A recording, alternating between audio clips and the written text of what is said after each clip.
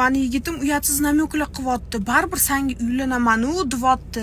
Shunga nima qilay mo'ha deb juda ham ko'p yosh qizlar 17, 18, 20 yoshli qizlar menga yozishadi. Men ham в принципе sizlarning yoshingizda bo'lganman 3-4 yil oldin.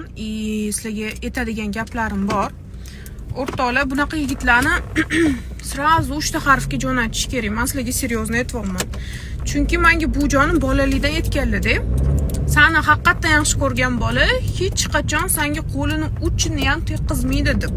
Endi men u payt tushunmaganman, nimaga qanday, nabarot yaxshi ko'rmasligini belgisi emasmi? Tipa qo'lini uchini ham tekkizmasa deb o'ylaganman. Endi biz такой romantichniy filmlarni ko'rib katta bo'lgan avlodmizda, tam 3 metrlar, короче, tushundinglar. В итоге nima bo'ldi? Haqiqatdan ham shunaqa ekan.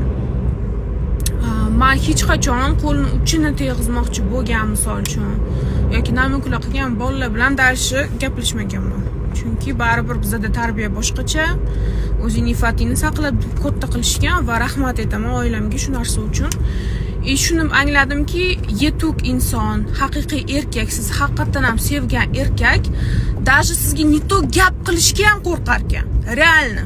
Misol uchun tanasida oshkor qiladi muhabbatini. Misol uchun qizarib ketadi, qo'llari terlashi mumkin, sizni ko'rganda hayajonlanadi, lekin hech qachon sizga teginmoqchi bo'lmas ekan, hech qachon. Quloqingizga quyib olinglar. O'sha namyoq qilishi boshladimi, bilinglarki, sizlardan просто tak foydalanmoqchi bo'ldi. Ertaga sizlardan foydalanadi, onasi aytganiga uylanadi baribir.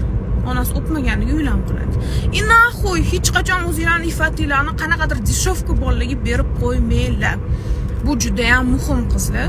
Shuni bilinglarki, namyoq qilyaptim bo'ldi, demak, seriozno отношения sizlar bilan qurish niyatida emas. Chunki bolalar, любой boladan so'raylik, masalan, o'rtoqlaringlar bo'lsa, mana shunaqa qo'ling uchun tegizmoqchi bo'lasam, haqiqatan uylanmoqchi bo'lgan qizingga desanglar, yo'q javobini beradi.